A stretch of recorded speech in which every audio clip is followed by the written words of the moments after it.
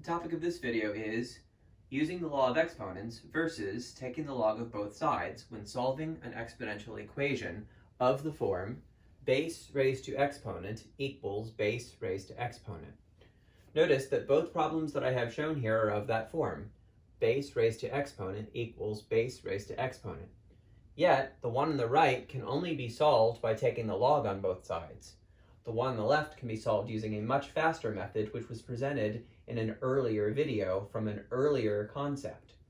So let's compare these side by side, because both of these problems could be presented to you in the same test, and it's very important to be able to tell them apart. So what's different? The one on the left, these two bases are different, 4 and 8, but each one of those numbers can be rewritten as a power of a shared value. For example, if you make a factor tree for 4, you get 2 and 2, which means 4 can be written as 2 to the second power. If you make a tree for 8, which is 2 and 4 and 2 and 2, we can find that 8 can be rewritten as 2 to the third power. And therefore, this problem can be solved using the law of exponents. Replacing 4 with 2 squared and 8 with 2 cubed, we get the following. 4 is just 2 squared, and that's raised to the 1 minus 6x. 8 is just 2 cubed, and that's raised to the x. Now, using the power to a power rule, we get that 2 is being raised to the exponent 2 times 1 minus 6x, and over here, 2 is being raised to the exponent 3 times x. Once the bases match, we don't need them anymore. We can just set the exponents equal to each other.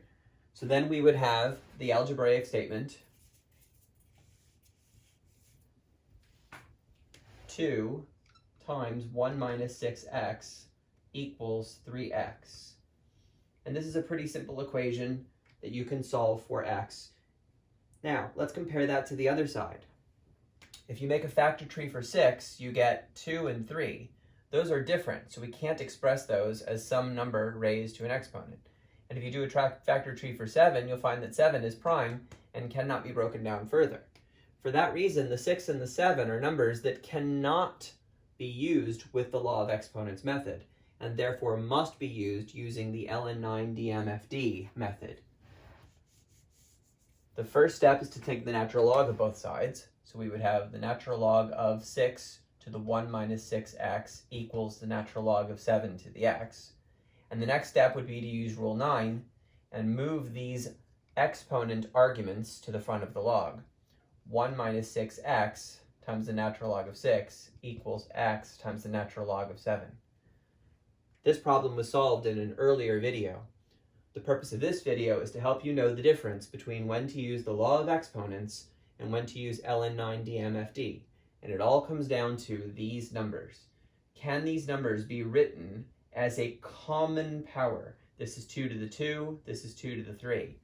That cannot be done with a 6 and a 7.